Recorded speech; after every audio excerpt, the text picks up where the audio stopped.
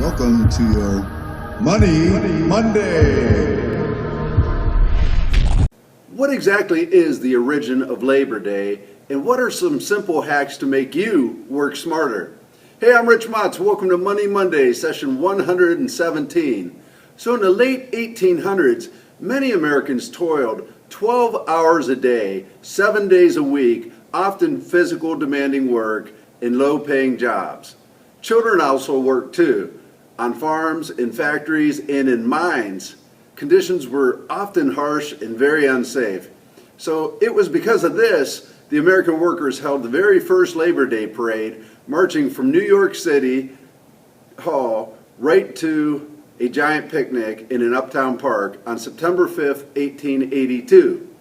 So, Working Men on Parade was the title of an article in the New York Times headline. Unfortunately, that headline was on the very back page of it, and it reported that 10,000 workers actually marched in an orderly and pleasant manner, and far fewer than what organizers originally thought it would be. There's cigar makers, dressmakers, printers, shoemakers, bricklayers, and all kinds of tradespeople that were in that parade. Because it wasn't officially a holiday yet, actually people were at risk of losing their job in participating in that one-day strike. On their signs, they called for less work and more money, an 8-hour workday, and prohibition against convict labor. They were met with cheers throughout the parade. But it took several more years for the federal government to make it a national holiday, when it served a greater political purpose, actually. In the summer of 1894, the Pullman strike severely disrupted rail traffic in the Midwest. Is basically in the Chicago area, and the federal government used an injunction and federal troops to break the strike. It started when the Pullman Palace Car Company lowered wages without lowering rents, so they kept the cost of housing at the same level and lowered wages quite a bit. When all the workers complained, the owner, George Pullman, had them fired, and then they decided to strike, and other workers from the American Railway Union joined the action. This brought the freight and passenger traffic in Chicago to an absolute halt, and tens of thousands of workers walked up with a job. Wildcat strikes were crazy. Angry crowds were actually met with live fire from the authorities. During the crisis, President Grover Cleveland signed a bill into law on June 28, 1894, declaring Labor Day finally as a national holiday. Some historians think that he was afraid of losing the working class voters, so that's why he did it. Now, more recently, Labor Day has been dominated by more barbecues, sales, and last chance beach days than, big labor protests.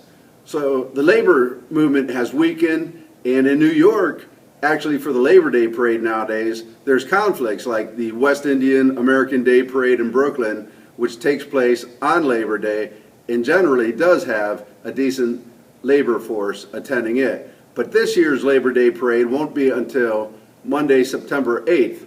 So isn't that crazy? So with all this history about Labor Day and fighting for the 8-hour work days, why are we working 10 to 12 hours a day, 6 to 7 days a week? Wouldn't you like to know the hacks of how to double your productivity and get things done in half the time?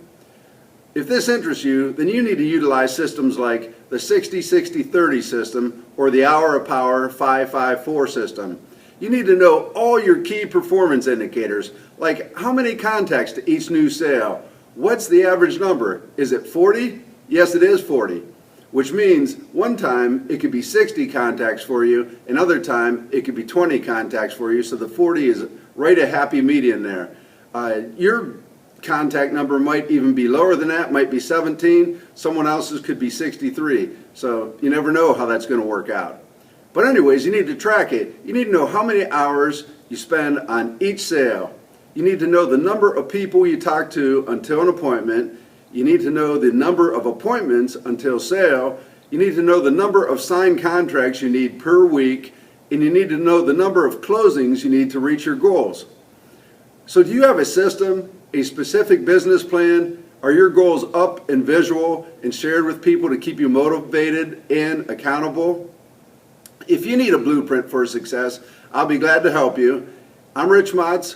Happy Labor Day, everyone, and I will see you next Money Monday. Thank you so much.